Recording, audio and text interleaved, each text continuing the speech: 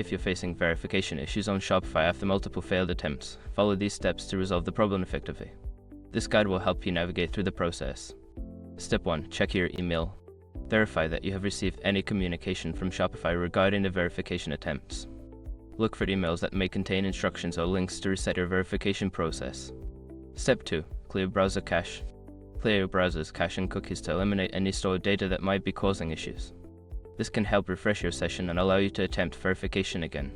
Step 3. Use a different browser or device. If clearing the cache doesn't work, try accessing your Shopify account using a different web browser or device. Sometimes compatibility issues can prevent successful verification. Step 4. Verify your information. Ensure that all the information you are entering for verification is accurate and matches the details on your account. Double check for any typos or discrepancies. Step 5. Contact Shopify support. If you still cannot resolve the verification issue, reach out to Shopify support for assistance.